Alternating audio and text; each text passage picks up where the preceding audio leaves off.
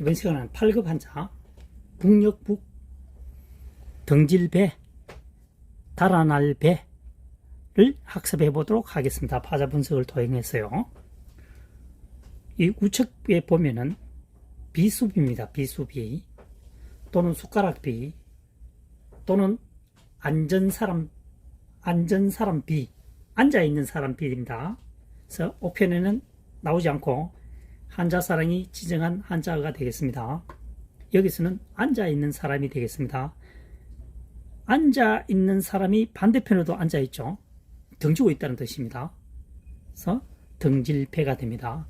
등을 지는 경우는 통상적으로 달아나는 경우입니다. 전쟁에서 반대 방향으로 도망가죠. 그래서 등질배, 달아날 배. 사람이 앉아서 등을 마주보고 도망을 간다는 뜻이 되겠습니다. 도망갈 배, 등질배. 그 다음 패할 패자가 됩니다. 파자 분석하면 조개패입니다. 조개패 주로 현재에는 제물로 사용되죠. 과거에도 마찬가지지만 이때는 조개표로 풀이하는 게 좋습니다. 조개를 치니까 부서지겠죠.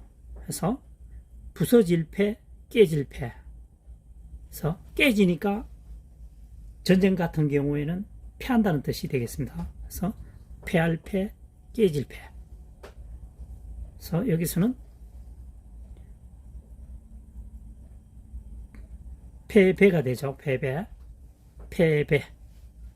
패하여 달아난다는 것을 의미합니다. 패할 패자는 조개로 해석합니다. 조개를 치니까 깨지겠죠. 부서진다는 뜻이 되겠습니다. 그래서 깨질 패, 무너질 패, 패할 패.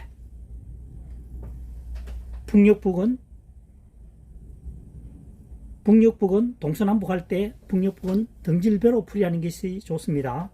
비수비, 우리가 알고 있는 비수비 또는 숟가락비 또는 앉은 사람비, 사람이 앉아서 등을 맞대고 있다는 얘기가 되겠습니다. 옥편에는 나오지 않습니다. 한자사랑이 지정한 한자가 되겠습니다. 8천자를 풀이하게 되면 약 40개 이상이 한자사랑이 지정한 한자가 등장하게 됩니다.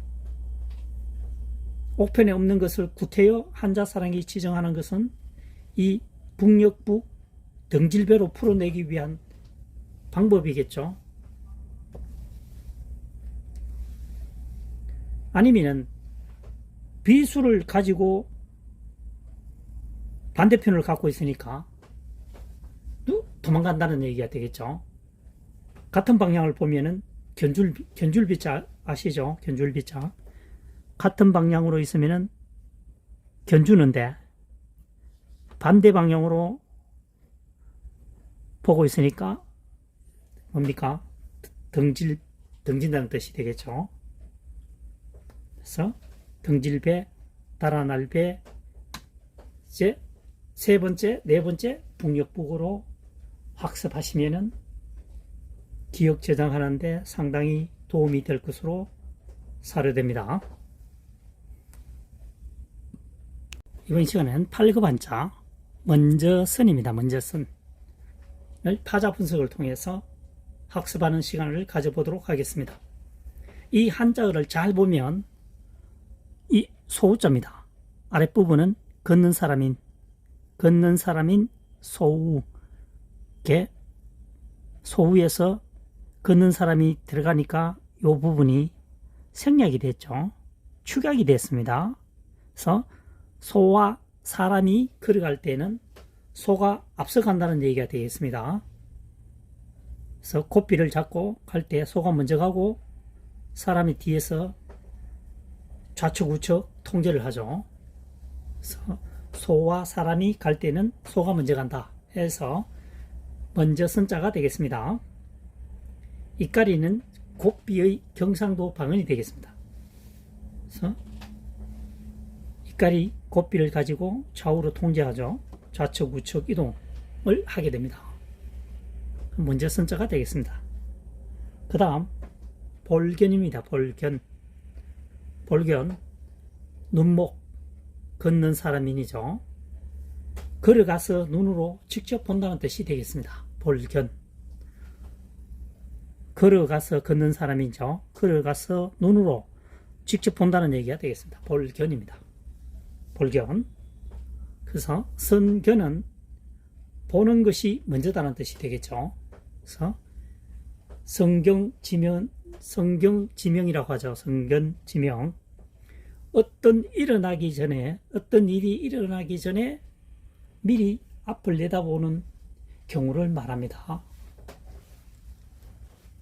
요즘은 예측이 쉽지 않겠죠. 과거에는 선비들이 지식을 많이 쌓게 되면 미래를 조금씩 예측하기도 했습니다. 그래서 선견, 어떤 일이 일어나기 전에 미리 앞을 내다본다는 의미가 있습니다. 먼저 쓰는 소우, 축약이 되어서 소와 사람이 함께 걸어갈 때에는 소가 앞장서서 간다 해서 먼저 선자가 되겠습니다. 볼견, 눈목, 사람인, 걷는 사람인, 걸어가서 눈으로 직접 본다는 뜻이 되겠습니다. 볼견. 성견, 어떤 일이 일어나기 전에 미리 앞을 내다본다는 거죠.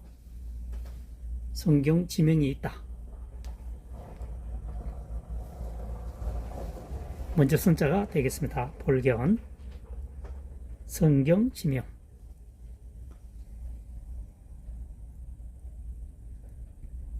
이번 시간에는 8급에 해당하는 한자 남자에 대해서 파자 분석을 통해서 풀이해 보도록 하겠습니다. 열십입니다. 열십, 맨 위에 열십. 그 다음 덮을역, 여기서는 성경, 월경으로 풀이하겠습니다. 성경, 성 말이죠. 그 다음 약간 시말림입니다. 성에서 성문 앞에 말이죠. 사람들이 성문 앞에 모이게 되겠죠. 성문 앞에 모이게 됩니다. 개방 시간이 정해져 있으니까요. 각지에서 몰려옵니다. 아침 10시쯤 되면은 약간 심할 정도로 모이는 곳은 남쪽이라는 얘기죠. 추우니까 따뜻한 남쪽으로 몰린다는 얘기가 되겠습니다.